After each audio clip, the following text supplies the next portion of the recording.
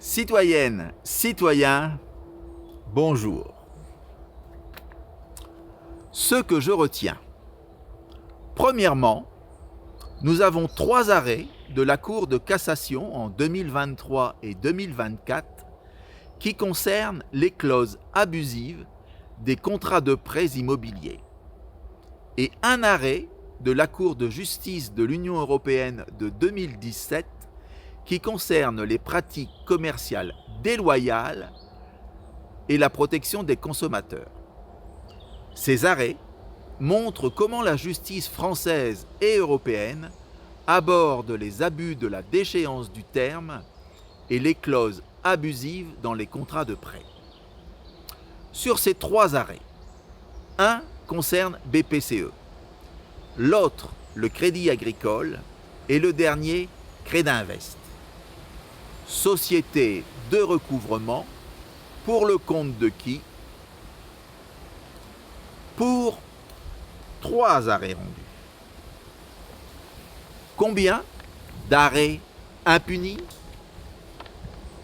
Deuxièmement, grâce au ratio part de marché des prêts immobiliers sur part aide publique, nous avons un indice sur l'exposition au subprime. Les banques les plus touchées sont BNP, BPCE et Société Générale. Cet indice d'exposition est le reflet d'une potentielle motivation à l'abus.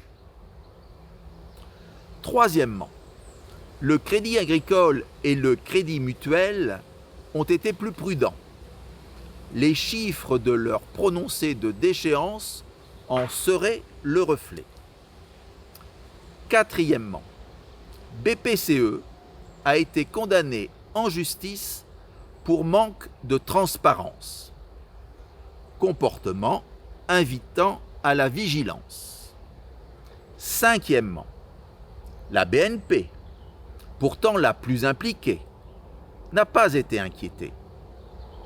Elle n'est pas la première banque française par hasard, contrairement à BPCE, qui a une clientèle plus populaire, donc plus à risque. Sixièmement, l'État a protégé ses intérêts en accordant un prêt à un taux de plus ou moins 7%, alors que le taux de la Banque centrale européenne était de 4,25% en 2008. Ça a rapporté 2 milliards d'euros à l'État.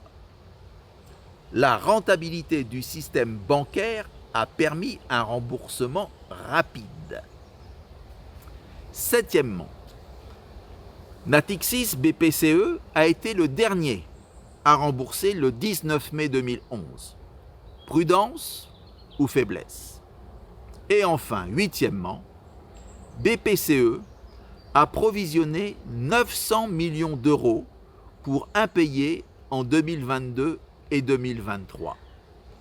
Bonne gestion, aveu de faiblesse ou anticipation de notre futur budget? Portez-vous bien, restons dignes et respectueux, et grand merci pour votre soutien et votre écoute. Dans ma prochaine vidéo, la gestion du risque, le maître mot.